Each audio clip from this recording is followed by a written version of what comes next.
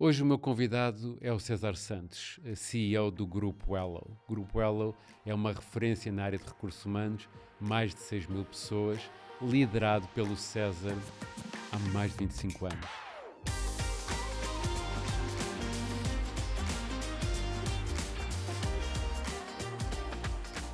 César, bem-vindo.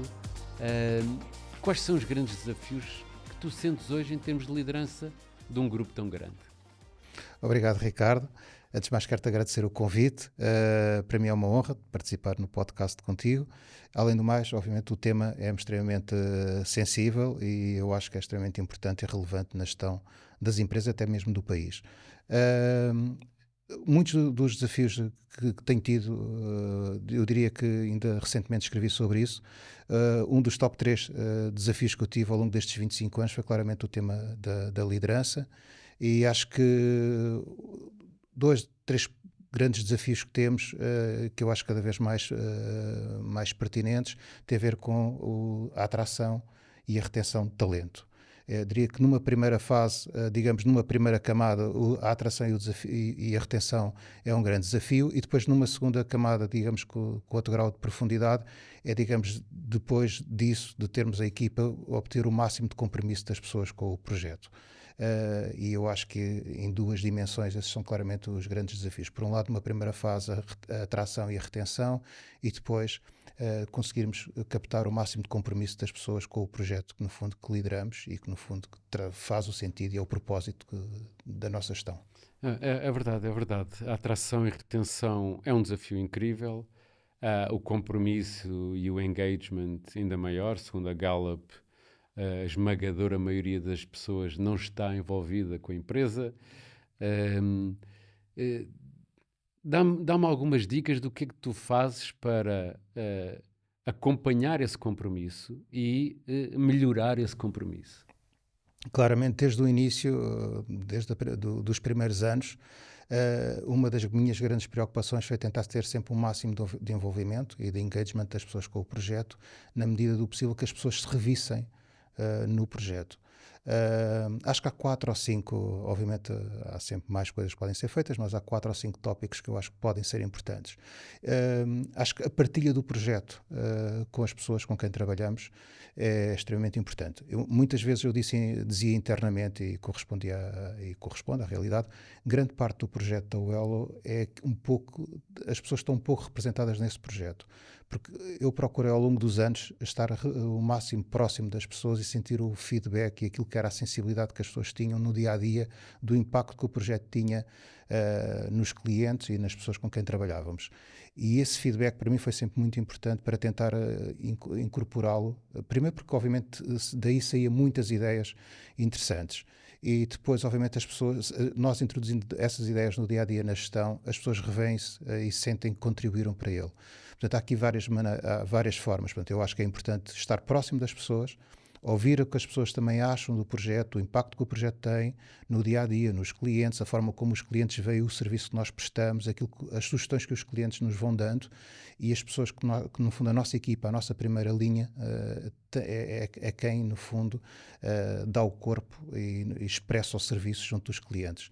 E eles é que sabem as maiores dificuldades e as oportunidades. E para mim sempre foi importante obter o máximo de feedback das pessoas que estão na primeira linha, na medida do possível incorporar isso na estratégia para que as pessoas também se revejam nessa estratégia. Depois, obviamente, também criar uma cultura uma boa cultura organizacional, com um bom ambiente de trabalho. E eu acho que se conjugarmos essas duas, se as pessoas se sentirem bem no local em que trabalham e por outro lado sentem que o projeto em certa medida as representa, acho que vai-se construindo esse engagement. Estas coisas não são de clique, não é de um momento para o outro, é um processo construtivo, mas acho que dessa forma consegue-se. Depois há um ponto também que eu acho que é importante, e se calhar até o ponto basilar, é o quadro de valores que nós definimos para a empresa, que eu acho que também é fundamental num líder, quando pega num projeto, identificar-se com os valores dessa empresa e procurarem pessoas criar uma equipa que esteja alinhada com esses valores. Esse cá até é o ponto principal. A partir daí, a construção do feedback, a incorporação desse feedback na estratégia organizacional, a comunicação dessa estratégia permanentemente com as pessoas, a partilha da informação com as pessoas, acho que vai criando esse envolvimento. Portanto, no fundo é tudo uma questão de, se calhar, valores, tentando resumir, uma questão de valores e de proximidade. A proximidade para mim é um ponto-chave, o que tu estavas a dizer de ouvir as pessoas e depois elas notarem o impacto que tiveram, é das melhores coisas que há para trabalhar o compromisso. Nós aqui na PHC também trabalhamos os valores e um dos nossos valores é Make an Impact, que é trazer valor aos nossos clientes e às pessoas que pelo mundo inteiro usam software, e quando o colaborador sente o impacto que teve, fica muito mais envolvido, é verdade. Mas estavas a falar da questão da cultura e de gerir uma boa cultura, e a importância do bom ambiente. Hoje em dia, cada vez mais a nova geração dá uma importância incrível ao novo ambiente. Um estudo recente disse que está no top 5 das condições-chave para reter as pessoas, ter um bom ambiente. Eu vi no outro dia que vocês foram considerados, o grupo, uma das empresas mais felizes em Portugal. Parabéns por isso também.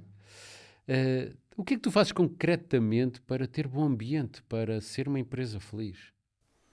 É uma pergunta difícil, embora na prática eu acho que tem sido relativamente fácil implementar isso, mas às vezes nós quando tentamos encontrar 3, 4, 5 razões, às vezes parecem um pouco complicadas.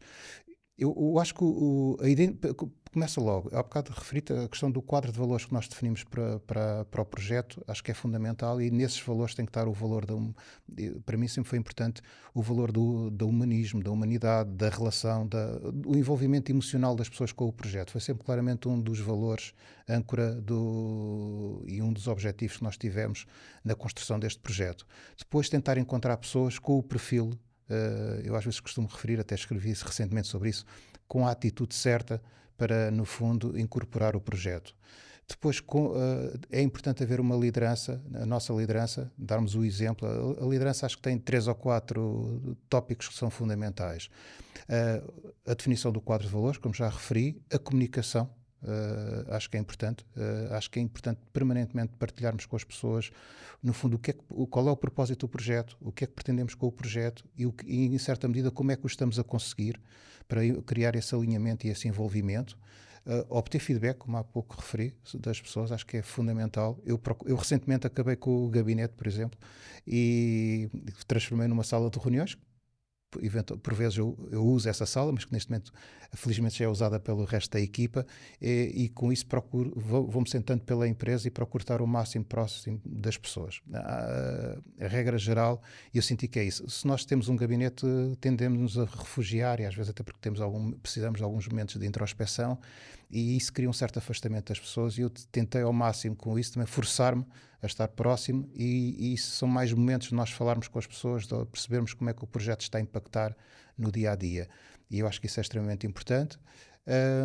A comunicação é importante, a transparência na forma, daí na comunicação, e a coerência nas ações. Acho que isso acho que é percepcionado pelas pessoas, que é, se nós temos um discurso, se apresentamos uma ideia, mas depois não somos coerentes com elas, se o nosso comportamento não é coerente, não cria uma boa atmosfera, e isso desvincula as pessoas. Acho que a coerência do comportamento, eu costumo dizer que a liderança é muito feita pelo exemplo, portanto, eu acho que o exemplo e a coerência da nossa atuação é muito importante para o engagement das pessoas com o projeto. Pois, estou a perceber que a cultura é de facto o que faz ser uma empresa feliz e como tu estavas a dizer, e bem, para a cultura contribui muito a liderança e os líderes intermédios. E eu vejo um desafio incrível nos líderes intermédios. Acho que é das funções mais difíceis que há numa organização, porque recebem ordem dos líderes de topo, mas têm as pessoas ali no dia a dia com todas as suas desafios e oportunidades, etc. Como é que tu fazes para teres os líderes intermédios alinhados com a cultura e a liderar bem? Primeiro, eu sempre defendi desde o início, isso é claramente em termos de modelo de organização, que as empresas devem ser o mais achatadas possíveis. Portanto, quanto menos lideranças intermédias uma empresa tiver, melhor, porque mais consegue que a liderança de topo esteja próximo, no fundo, das pessoas que estão na operação no dia a dia. Portanto, eu defendo que haja o mínimo de lideranças. O mínimo de Duas lideranças. lideranças intermédias, não mais que isso. Mais que isso. Isso implica que as equipas são muito maiores, Eu, certo? Sim, isso implica, acima de tudo, que o processo, e eu acho que a liderança passa muito por isso, que o processo de liderar é essencialmente delegar. Eu acho que a delegação é importante. Quanto mais nós delegarmos, menos centralizas digamos, a ação do dia-a-dia da empresa na liderança de topo e mais ela está, digamos, nas pessoas que estão diretamente na operação. E isso reduz a necessidade, se calhar, de linhas intermédias. Eu acho que essa tem sido uma das razões pelas quais nós não temos muitas linhas intermédias. Nós temos, entre eu e digamos, as pessoas que estão na operação, temos no máximo 2 lideranças Isso intermédias. É incrível, numa empresa com mais de 5.000 funcionários. Que tem no terreno cerca de 6.000 pessoas e que em termos de staff somos cerca de 350. E não temos mais do que 2 lideranças intermédias. Entre eu e a base, não ter mais do que 2 lideranças intermédias. Ok, e então quais são os teus critérios para escolher essas lideranças intermédias e como é que eles são geridos no dia-a-dia? Grande parte, 90% das lideranças intermédias cresceram dentro da organização. Isso tem uma vantagem do alinhamento e, no fundo, da partilha de valores. No fundo, essas pessoas já estão imbuídas do espírito da empresa e da cultura organizacional. Portanto, quando tu fazes a promoção com base na estrutura interna, torna tudo mais fácil. Preferes sempre contratar alguém de dentro do que alguém de fora para a liderança? Sempre, quase sempre. Muito raro, só quando eu não encontro, exemplo, vamos começar um projeto novo e eu sinto que não tenho essas competências internamente, então temos que as ir buscar ao mercado. Tirando, quando estamos a falar de lideranças para processos, para operações nas quais nós já temos a operação madura, já temos pessoas que no fundo já sabem como dominam, é que se faz. Exato.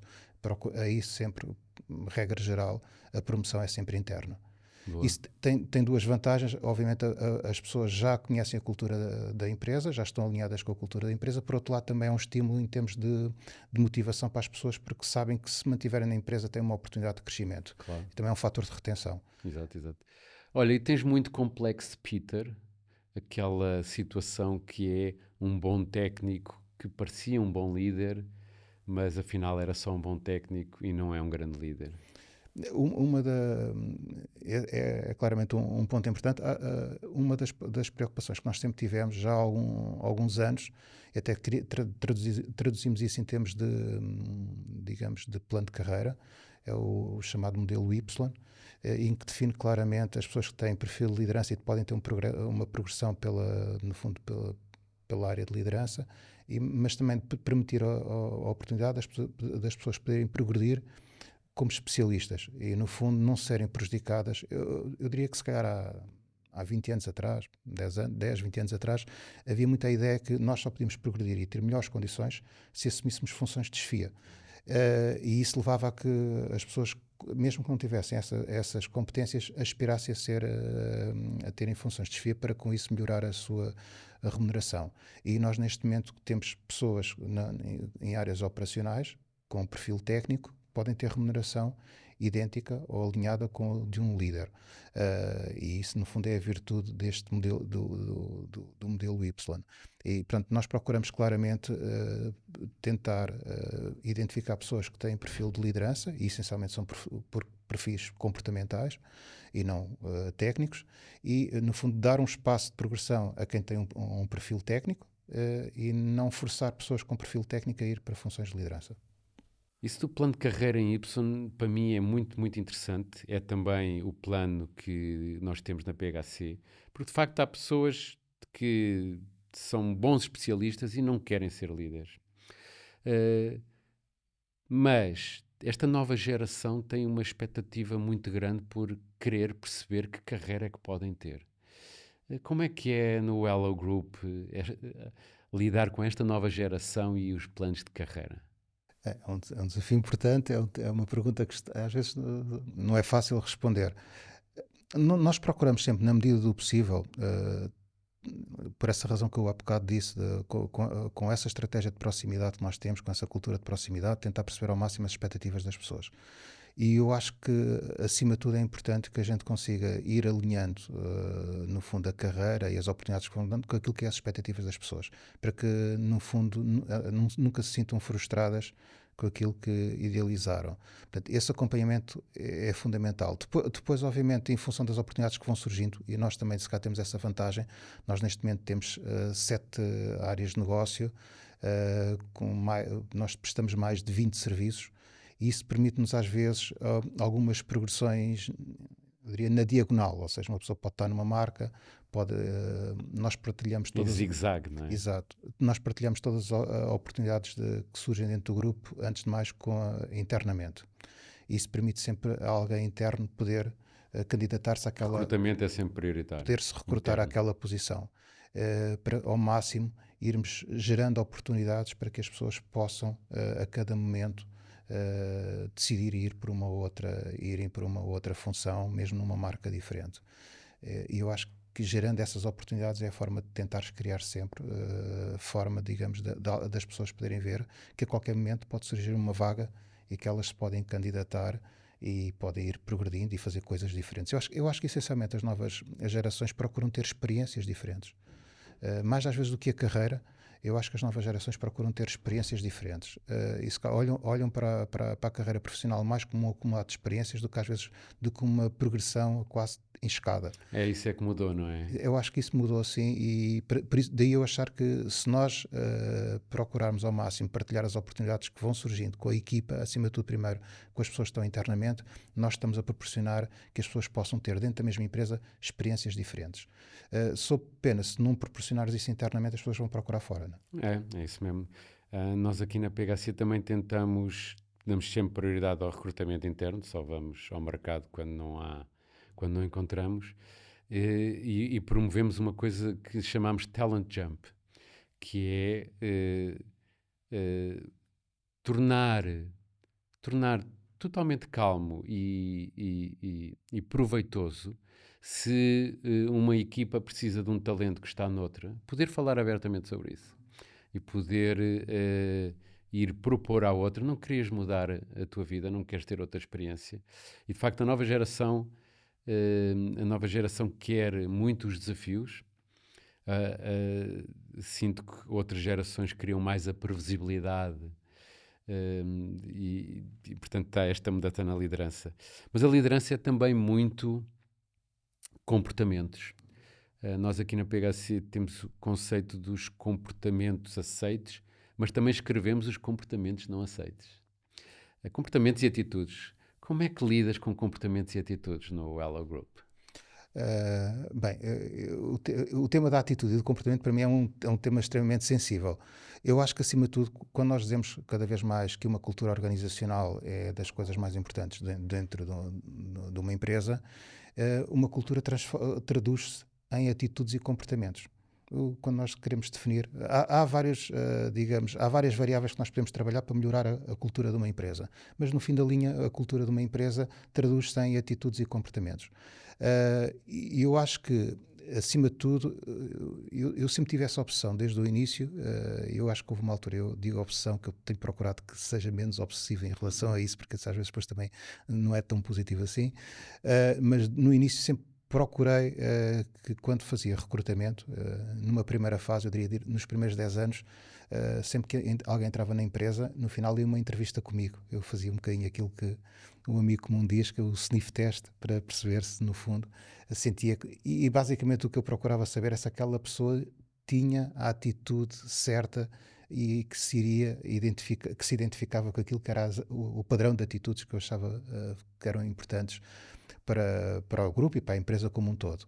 Eu tinha um pouco a ambição no início, quando comecei este projeto, e continuo, mas eu diria que numa primeira fase eu era um pouco mais obsessivo com isso, que qualquer cliente nosso que interagisse com qualquer membro da equipa sentisse que havia um padrão, um perfil comum a qualquer pessoa que trabalhava no grupo. E para isso, obviamente, isso traduz-se na atitude. E procurei mesmo tentar dizer, obviamente, uma atitude que traduz-se em comportamentos, né? Eu costumo dizer, a diferença entre a atitude e o comportamento é que a atitude é a intenção, o comportamento é a ação. No fundo, uma atitude revela-se em comportamentos. E houve uma altura que eu identifiquei mesmo aquilo que achava que eram 7 comportamentos-chave que refletia a atitude correta, porque a gente muitas vezes diz que é importante ter a pessoa com a atitude certa, com a atitude positiva, mas muitas vezes isto é dito de uma forma tão vaga que não percebemos Não se percebe o que é. como é que se traduz isto, não é? E às vezes é importante esmiuçar um pouco isto e dizer o que é a atitude certa. E para mim a atitude certa traduzia-se em sete comportamentos. Poderia ser mais, menos, mas identifiquei 7 que para mim achava importante. Ponto número 1, a honestidade. Ser alguém que no fundo é íntegro e honesto. Ser uma pessoa que assume, tem sentido de responsabilidade, ou seja, perante uma ação não tem problema de assumir a responsabilidade. Accountability. Exato, de assumir a responsabilidade, dar um passo em frente, assumir a responsabilidade, também se correr bem ou mal, assumir essa responsabilidade. Por outro lado, depois também cabe a quem lidera ser suficientemente tolerante perante isso, porque obviamente os erros acontecem e faz parte. Ser uma pessoa determinada, no comportamento, de não ter problema de dar um passo em frente, ser resiliente, acho que também faz parte, a autoconfiança, acho que também é importante a pessoa acreditar nela própria, e a empatia, digamos assim. Acho que é importante que as pessoas também tenham esse potencial de criar empatia com os colegas, porque no fundo é isso que permite o espírito de criar um espírito de equipa. E digamos, acho que estas seriam no fundo sete comportamentos que traduziam aquilo que eu achava que era a atitude correta, que era a atitude certa, ou pelo menos a atitude que devia de ser padrão, procurar ser padrão. E escreveste sobre isso, como é que as pessoas sabem isso dentro da Numa organização? numa primeira fase, definimos isso como, digamos, na política de recursos humanos, havia um bocadinho a definição do perfil. Numa primeira fase era o perfil Talent, agora é o perfil Welo, porque entretanto em 2021 evoluímos e deixámos de ser grupo Talent para passar a ser grupo Welo, porque a Talent passou a ser uma das marcas do grupo e no fundo já era redutor para o grupo ter a designação social da SGPS de uma das marcas. E pronto, neste momento é, digamos, o perfil, mas numa primeira fase isso foi identificado e era partilhado, digamos, pela equipa de RH. Em certa medida era percepcionado também pelas pessoas, até porque uma das coisas que procurei sempre fazer ao longo do ano é pelo menos ter 2 momentos de comunicação com a equipa, digamos, de reuniões gerais. E com isso partilhar um pouco também aquilo que era o padrão de comportamento e aquilo que é as expectativas. No fundo, acho que acima de tudo as pessoas quando vêm para uma empresa têm expectativas em relação a essa empresa, mas também é importante que essas pessoas percebam qual é a expectativa que a liderança tem em relação a elas, e acho que todos os momentos que nós possamos partilhar essa expectativa é uma forma, digamos, ninguém estar ao engano. Todos nós procuramos, as pessoas sabem exatamente aquilo que é esperado delas e também, obviamente, nós, se estivermos atentos, sabemos o que é que as pessoas esperam de nós e isso, obviamente, digamos, encaminha no alinhamento para todos estarmos numa certa harmonia, o máximo possível. É verdade. Eu acho que a cultura tem muito de comportamento. Eu costumo dizer uma frase que ouvi em tempos, que a cultura de uma equipa muitas vezes define-se pelo pior comportamento tolerado pelo líder. Porque se um líder aceita determinado comportamento, a equipa olha e vê, ok, esta é a cultura desta equipa. E o facto de teres os comportamentos muito claros e escritos ajuda, de certeza. Okay, vamos mudar agora para tu, César. Tu, César, és CEO, mais de 7 marcas, 12 empresas, 6.000 pessoas. Como é que tu te geres a ti próprio? Como é que tu mantens-te atual, mantens-te com energia? Porque a pressão sobre ti é gigantesca, eu calculo, mas tens aqui um ar super descontraído, um ar muito alegre. Como é que tu fazes isso?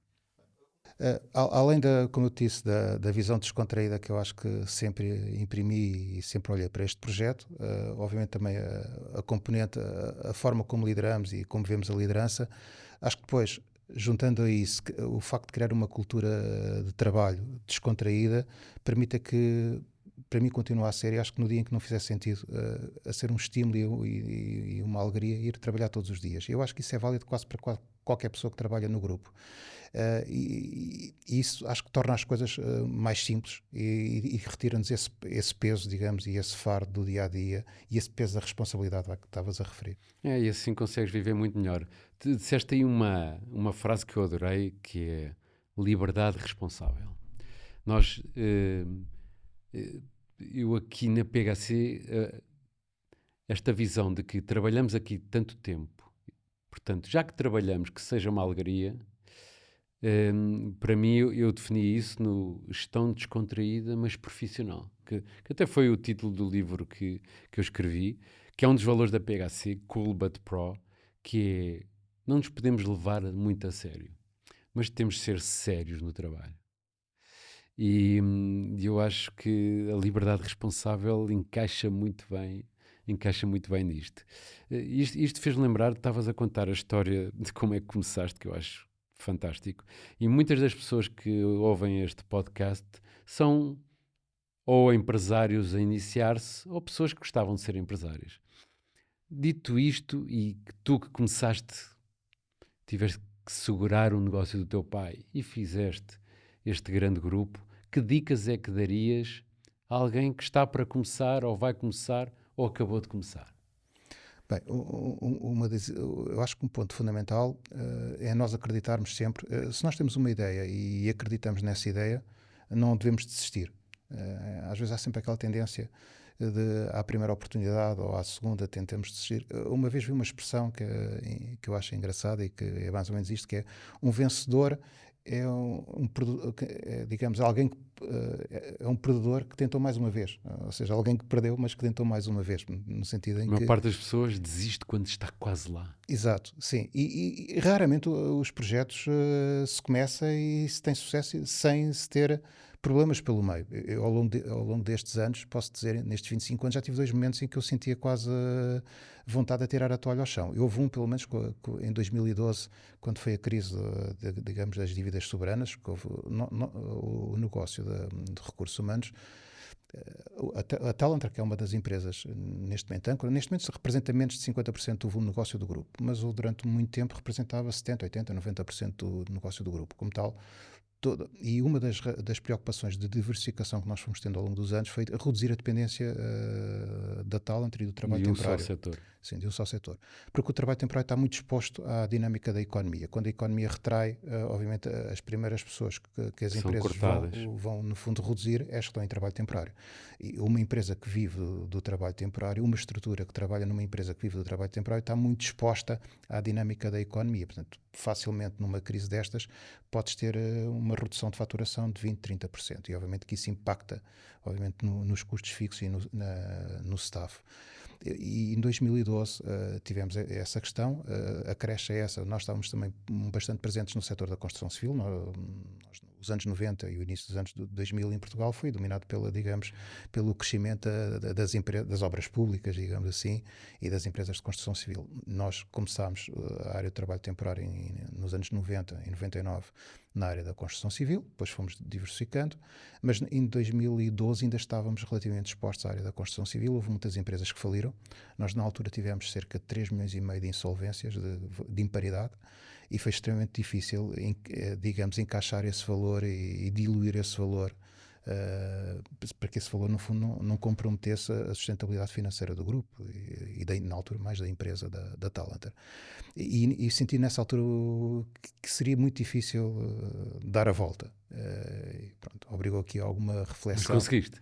Consegui dar a volta. Mas vou dizer uma coisa, eu na altura tive uma oferta de aquisição por uma multinacional. Este setor é muito dominado pelas multinacionais. 80% do mercado são multinacionais. Temos a Randstad, a Manpower, o Grupo Kelly, que agora acho que foi vendido ao Grupo GI, que também não, é uma empresa italiana, acho eu. Temos a ADECO. Portanto, mas tu és uma empresa portuguesa com sucesso. Temos 2 empresas portuguesas, digamos, nesta área. Uma mais antiga que nós, que é agora, e nós acho que somos as maiores, depois há a Multitempo também, que, digamos, está neste grupo das 3 maiores portuguesas. Nós acho que neste momento somos das 3 a que tem maior volume de faturação e maior volume de pessoas. E estava-te a dizer isso. Em 2012 eu senti que a coisa teve mesmo. Eu falava com alguns amigos meus quando tivesse oferta e achar que perante o quadro da empresa que eu tinha, com quem eu partilhava com alguns amigos mais próximos, e todos eram comuns, pá, se cá vende. Porque se calhar liquidas as dívidas, ainda ficas com algum dinheiro e senão corres o risco de perder tudo. E nessa altura eu tinha, e às vezes pergunto-me, e eu às vezes pergunto-me a mim mesmo por que razão não tomei essa decisão. Toda a gente, todos os amigos meus a que eu pedi a opinião, a opinião era comum, vende. E eu lembro-me que demorei 15 dias a tomar essa decisão e acabei por seguir em frente. E vou-te dar esse exemplo. Eu tinha sido pai, isto foi em agosto de 2012, eu fui pai, a minha filha mais nova nasceu no dia 15 de agosto de 2012. E foi nesse período do pós-nascimento dela que eu tomei essa decisão, que esta situação surgiu, também a empresa estava ali numa agonia, aquele ano de 2012 foi um bocadinho complicado, e nós Foi complicado para todos, para nós também. Nós começámos a ter as empresas de construção civil a falirem, no fundo, a entrar em insolvência umas atrás de outras, e isso, obviamente, nós que tínhamos crédito nessas empresas deixámos de receber. E isso, de repente, a tesouraria da empresa começava a ter saídas e não ter entradas. E a minha filha tinha nascido no dia 15 e uma das decisões que eu levei, que eu tomei foi, não é esse o legado que eu quero deixar aos meus filhos, de alguém que perante a dificuldade desistiu. E isso foi o que me levou na altura a continuar. Pode parecer um pouco romântica esta ideia, mas foi literalmente esta a razão que me levou a decidir e a tentar procurar todas as formas. Eu lembro-me que parei um dia ou dois, tentei procurar o que é que eu consigo cortar em termos de custos. Na altura, a empresa, o número é um bocadinho assustador, tivemos 3,5 milhões de insolvências e estávamos com a perda de faturação, começámos a entrar em prejuízo, porque no fundo os custos mantinham-se e nós tínhamos perdido a rentabilidade de 30% da faturação. E nós estávamos a ter um déficit para aí de 100 mil euros por mês. Eu lembro-me de sentar e começar a ver todas as rubricas de custos, o que é que eu poderia cortar até chegar aos 100 mil euros. E eu comecei a olhar, já cheguei aos 50, aos 60, está quase lá. Então foi um processo de cortar custos para tentar encontrar o equilíbrio financeiro e depois, no fundo, começar a gerar outra vez rentabilidade para pagar e para amortecer um bocadinho esse buraco financeiro que tinha surgido. Então, a primeira, digamos, mensagem que eu posso dizer é: as pessoas, acima de tudo, têm que acreditar e sentir que isso faz sentido, que esse projeto faz sentido, que é um propósito de vida e lutarem por ele. Depois, agora, indiretamente, acabei por dizer-se cá um segundo, que é a questão de dominar a literacia financeira é extremamente importante. Eu sinto que se caso não tenho tido uma licenciatura em gestão financeira, a empresa não tinha sobrevivido a 2012. E o facto de eu, se calhar, dominar bem a dinâmica financeira e poder olhar para uma demonstração de resultados e, entre aspas, descascar os custos todos e perceber aqueles que faziam. Foi um bocadinho aquela lógica que às vezes se fala muito e que eu acho que se pratica pouco na função pública, que é o orçamento base zero, que é vamos ver o que é que precisamos mesmo. E aquilo se calhar que não faz sentido. E se calhar quando começamos a olhar para isso, e eu senti isso em 2012, começamos a cortar muitos custos. Se calhar temos um carro de gama superior, podemos ter um carro de gama inferior, se calhar podemos falar com algumas pessoas que têm carro e deixar de ter carro, e fizemos um pouco isso. Portanto, eu acho que a pessoa está determinada a saber exatamente aquilo que quer e lutar por isso é importante, e ser resiliente, e depois também ter um domínio bastante grande, digamos, das variáveis financeiras, e depois manter sempre as pessoas no centro do processo. Porque eu sinto que a equipa e a comunicação, a transparência foi importante, que eu já referi anteriormente. As pessoas sentiram e perceberam a dificuldade. E era fácil explicar. Quando tens empresas a abrir insolvência, quando estás a perder faturação, obviamente a empresa perde condições para pagar, no fundo, para manter as condições que já tinha no passado. E o que eu senti foi que grande parte das pessoas, para não dizer a maioria ou a totalidade, comprometeu-se com isso. Eu senti que houve um compromisso, explicando. Estavam alinhadas. Conseguiram estar alinhadas. E no fundo foram importantes porque foi com as pessoas que eu depois acabei por dar a volta à situação. Portanto, eu acho que nesta triangulação do acreditar, de domínio das variáveis financeiras e manter as pessoas no centro da equação, são 3 variáveis estratégicas para que qualquer negócio possa progredir. Que ótimos conselhos, porque de facto a Universidade Nova fez um estudo muito interessante de a ligação entre os conhecimentos de gestão dos gestores e os resultados das empresas. E nós sabemos que muitos empresários em Portugal não têm formação de gestão Por causa disso, a PHC associou-se à Universidade Nova num programa que é o Voice Leadership, que tem como objetivo treinar 5.000 empresários para técnicas de gestão financeira, transformação digital, gestão de pessoas, etc. Por isso, a quem nos estiver a ouvir, este exemplo do César, que foi espetacular, é um fator crítico, é percebermos das variáveis. Eu vi uma estatística assustadora de que durante o Covid, 80% das empresas que faliu nos Estados Unidos foi por má gestão de tesouraria. Não tinham dinheiro, não sabiam como gerir a falta de dinheiro, não se aperceberam que iam ficar sem dinheiro e faliram por causa disso. Esse ponto que estás a dizer é importante. Eu acho que muitos negócios com grande potencial acabam por não progredir, e até se calhar empreendedores, empresários que começam negócios, eles a determinada altura se calhar morrem ou têm dificuldades, essencialmente por uma questão de gestão de tesouraria. E é uma pena bons negócios falharem por má gestão de tesouraria. Tivemos a ouvir aqui uma série de exemplos fantásticas de alguém que viveu muitos altos e muitos baixos. Foi um prazer ter-te aqui, César. Obrigado por estas ideias que também passaste para empresários e jovens empresários. Vou-te deixar com o meu livro Gestão Descontraída mas Profissional, que toca muito nesse conceito da liberdade para não nos levarmos muito a sério, mas depois sermos muito sérios na entrega ao cliente e na entrega às pessoas. Espero que gostes e obrigado por teres vindo. Obrigado, Ricardo.